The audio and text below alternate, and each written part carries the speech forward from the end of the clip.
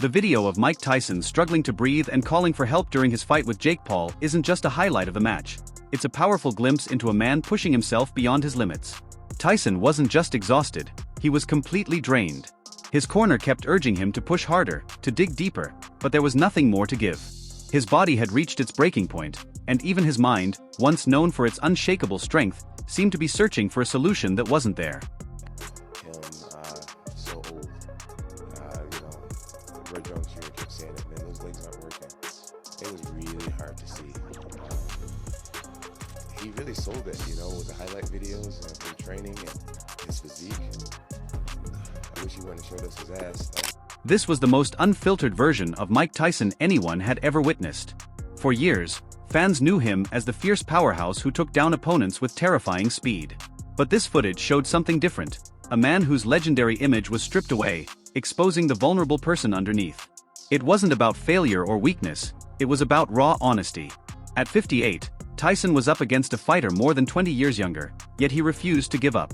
What this footage truly captured wasn't a defeated man, but one who was determined to keep going, even when every part of him begged to stop. So Jake, how did you think the fight went? I knew I was going to win from the start. He might not, I'm just in my prime, I have all the money, all the time in the world. I'm young, I'm the best, I'm the strongest, I'm the Smee. Come on, I'm the Paul, come on, Jake Pauler, come on now. It's one of those things where I knew I was going from the start. Yeah. Tyson's heavy breathing wasn't just a sign of being physically worn out, it represented the pressure of everything he had carried into the ring. The years of being a symbol of strength, the expectation to perform like Iron Mike, the brutal training, and the mental weight of knowing this could be his final fight. All of that built up to that moment in the corner. Yes, he was out of breath, but he was also running out of time. The footage serves as a reminder that even the greatest athletes are human. They feel pain, they reach their limits, and there are times when their bodies just can't keep up with what their minds push them to do. And he was 58, how would that fight I would never fight a 58-year-old man. Mike Tyson stepping into the ring at 58 was already a story in itself, but the real story came from what he went through to get there. Tyson later shared that his training camp was so intense and physically demanding that he nearly lost his life in the process. Just think about that, a man in his late 50s, after decades of harsh physical punishment in one of the toughest sports, pushed himself to the edge of death to get ready for this fight. This wasn't about money or fame, it was about pride, about proving something to himself and to the world. To take your foot off the gas just a little bit because you knew he was tiring out? Yeah, definitely. Definitely a bit. I wanted to give the fans a show, but I didn't want to hurt someone that didn't need to be hurt. Did you feel Mike's power at all? No. He hit you with one, and you gave him the tongue. I only because the crowd, got turned up, but it didn't. Training for a fight is tough under any circumstances, but for someone Tyson's age, it's a race against time. As we get older, the body naturally slows down.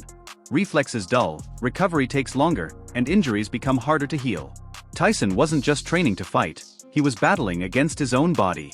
Every morning he got out of bed, he was facing a war with his physical limits.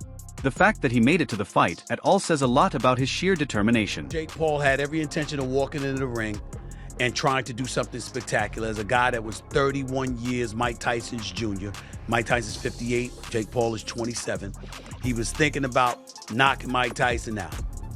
I think that when he saw Mike Tyson introduced, when Mike Tyson stumbled walking into the ring, he looked unsteady.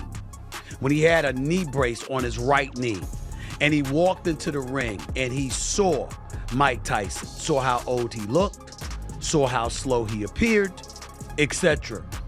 I think that Jake Paul said, when you view the fight in this context, Tyson's performance becomes even more remarkable. Sure, he was slower than before, and at times, he struggled to keep up. But remember, he was a 58-year-old man who had nearly died just months earlier, standing toe-to-toe with someone half his age. That's not just impressive, it's heroic. After the fight, Jake Paul made comments suggesting that Tyson wasn't trying hard enough, that he wasn't throwing enough punches, and didn't fight well enough. To anyone who understands the full picture, those comments aren't just disrespectful, they're ignorant. Paul didn't see the man who fought through a life-threatening training camp to even make it to that ring. Instead, he saw an opportunity to boost his own ego by downplaying Tyson's effort. What Paul failed to realize is that Tyson's very presence in the ring was a victory. His resilience, his refusal to quit, and his willingness to risk it all one last time.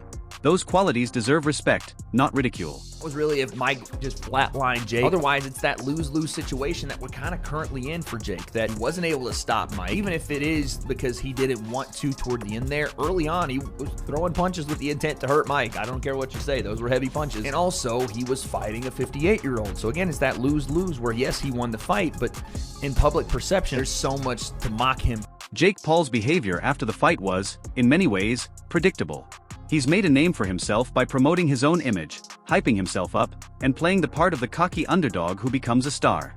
But his comments after facing Tyson went too far. Paul claimed he gave Tyson a boxing lesson, said he dominated the fight, and suggested Tyson wasn't even trying. These statements weren't just wrong. They were disrespectful to a man who had achieved far more in boxing than Paul could ever hope to. He calls himself a pro boxer. So let's look at what he's done. He's tried the MMA. He's been in there with Nate Diaz. He's been in there with Anderson Silva. He's got the wins, albeit in messy, horrible fights, but he's got the wins. These guys don't belong in a boxing ring. They're old men. They struggled bad. And Jake Paul got the win. In my opinion, in terrible looking, horrible fights that weren't really watchable. They weren't competitive. He's also tried to be a professional boxer by jumping in with Tommy Fury. Tommy Fury's, I'm not giving him stick, but he wouldn't win a British title at light heavyweight. He's not of that level, so he's a novice professional, and he beat Jake Paul. Don't forget, he actually beat Jake Paul. All right, it was quite a close fight, but it was... Sharing the ring with a legend like Tyson should have been a humbling experience for Jake Paul. It should have been a chance to show respect and acknowledge the importance of fighting someone who helped shape the sport. Instead, Paul used the fight as a platform to boost his own ego. He ignored the bigger picture, dismissed Tyson's struggles, and acted like he had done something extraordinary. The truth is, Paul's inability to knock out an older, injured Tyson says more about his own limitations than his skills. His post-fight behavior was a missed opportunity. He could have earned respect by showing humility, recognizing what Tyson had to overcome to even step into that ring. But instead, he chose arrogance, turning what could have been a meaningful moment into just another act of self-promotion. Outbox the boxer. Jake Paul outboxed Mike Tyson like he said he was going to do. Did you not? Like every single round. No, and yeah, like what do people say? Like I told everyone what I was going to do is to give him. When Mike Tyson stepped into the ring against Jake Paul, the world expected to see an older, yet still formidable fighter. What they didn't expect was to witness a man struggling physically even before the first punch was thrown. From the moment Tyson entered the ring, it was clear something was wrong. His knee buckled visibly during his walk-in. At first, many might have overlooked it, but as the fight went on, the severity of his injury became obvious. Boxing is about much more than just throwing punches. Footwork is crucial. A boxer's power starts from their feet, flows up through their legs, and explodes through their fists. For Tyson, whose fighting style was built on quick movement, balance, and generating force from his legs, a knee injury was a huge setback. Without full mobility, his legendary ability to weave, duck, and counter was severely limited. In reality, he was fighting at a fraction of his usual ability. I tried to give the fight the best fight I possibly could, but when someone's just surviving in the ring, basically, it's hard to make it exciting. So I couldn't really get him to engage me or slip shots and, you know, do something super cool or whatever. But I don't care about what people have to say. They're always going to have something to say, and that it is what it is. The only way that people would have been happy is if Jake lost somehow, right? And that would have been like, oh, what a great fight. This wasn't a case of Tyson losing because he was outmatched. His knee simply prevented him from executing the basic movements of boxing. His unsteady stance and limited mobility made him an easy target, unable to avoid punches or set up effective counterattacks. For fans who remembered Tyson's lightning-fast footwork and devastating power in his prime, watching him struggle with such a core aspect of his craft was difficult. Tyson's decision to fight through the injury says a lot about his character. Many fighters would have pulled out or postponed the match, using the injury as a valid excuse. But not Tyson. He wasn't looking for excuses or sympathy. He wanted to finish what he started, even if it meant stepping into the ring at a huge disadvantage. This wasn't just about boxing for Tyson, it was a powerful statement of his resilience. 3 rounds to go slow, let him sort of tire himself out, jab, move, staying on the outside, drop in some shots when I could, but to let him get tired so that he wasn't as dangerous. And that's sort of exactly what I did. And basically by the 3rd round, you know, I was in control of the fight because he was frustrated. He was hard to hit, like the slipperiness of those. Jake Paul's failure to dominate Tyson, even with all the advantages of facing an injured fighter decades older than him, casts doubt on his performance. A younger, more skilled fighter should have taken full advantage of this, yet Paul struggled to do so. He couldn't knock Tyson out or even fully control the fight. Despite all his post-fight boasting, Paul's inability to finish off a compromised Tyson undermines his claims of being the superior fighter. Dana White, known for his blunt opinions, offered an interesting take on the fight. According to White, Tyson entered the ring knowing that Jake Paul wouldn't be able to knock him out. Tyson's confidence wasn't misplaced, it was based on his deep understanding of the sport and his opponent. He knew that despite Paul's youth and confidence, he lacked the experience and skill to land a knockout punch on someone as seasoned as Tyson. Years old, he's 31 years older than me. I know I could take him. I don't need to do this. And for those who will question it, I will remind y'all that there have been moments in boxing where we've seen fighters exercising compassion. I remember when Larry Holmes reportedly cried because of how he was beating up on Muhammad Ali, praying that he wouldn't get up. He wouldn't get up and he wouldn't come out to fight. Dana White's comments also shine a light on Tyson's sharp business sense. This fight wasn't just about competition, it was a calculated move to attract attention and generate revenue. The match drew huge pay-per-view numbers, capturing the interest of both die-hard boxing fans and casual viewers. Tyson knew the entertainment value of fighting Jake Paul, a polarizing figure who could bring in a younger audience. In that sense, Tyson wasn't just a fighter, he was a savvy businessman, making sure his final fight would be a spectacle people would remember. After the fight, Evander Holyfield expressed interest in a rematch with Tyson, which excited boxing fans who remembered their legendary rivalry, especially the infamous ear-biting incident. But Tyson quickly shut down the idea. He made it clear that his fight with Jake Paul would be his last. This wasn't a decision he made lightly. Tyson had nothing left to prove. A third fight with Holyfield would have been more about nostalgia than meaningful competition. Tyson's refusal to entertain the idea showed a level of self-awareness and maturity that many fighters struggle to reach. He understood that his time in the ring had passed, and he was ready to move on. Oh, he's like, you honestly think this fucking kid's gonna do anything to me? He's not good. He's not gonna fucking knock me out. He's not gonna do this. And you saw him, he tripped when he was walking down the thing. He had a hard time walking up the stairs. He had a knee brace on, and Jake Paul couldn't do anything to him. As Tyson officially retires from boxing, his record ends with a series of losses, an outcome that's hard to accept for someone as iconic as him. The man who once ruled the heavyweight division with a nearly mythical aura of invincibility now leaves the sport with a less-than-perfect record in his later years. But records don't tell the whole story, especially when it comes to someone like Mike Tyson. His legacy isn't defined by wins and losses, but by the impact he made on the sport.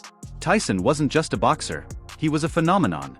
His speed, power, and ferocity transformed heavyweight boxing, and he became a cultural icon, crossing over into the mainstream in a way few athletes ever do.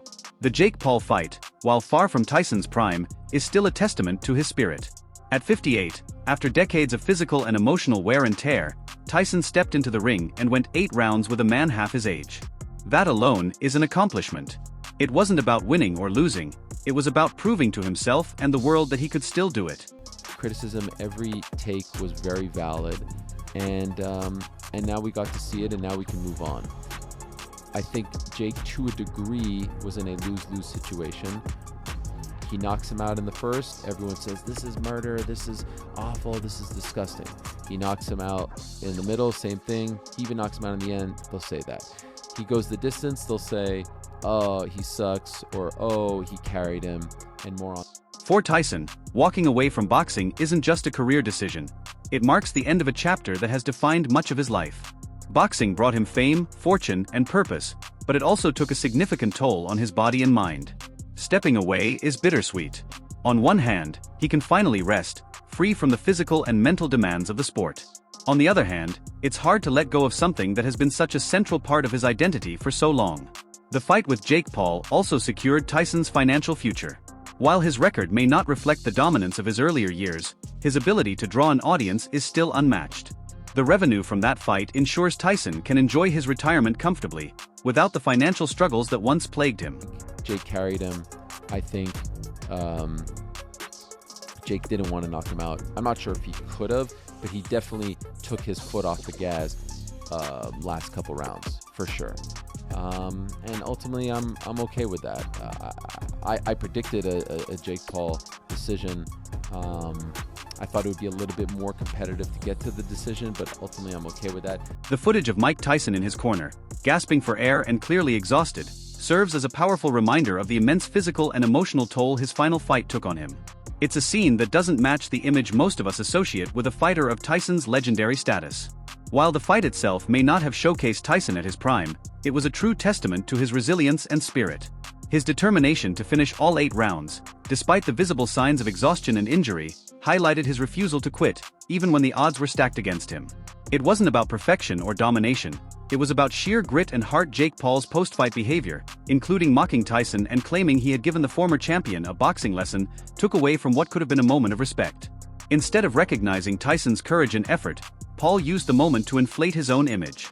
The fact that he couldn't knock out a man over 20 years his senior, who was battling injuries and fatigue, made his boasting seem empty.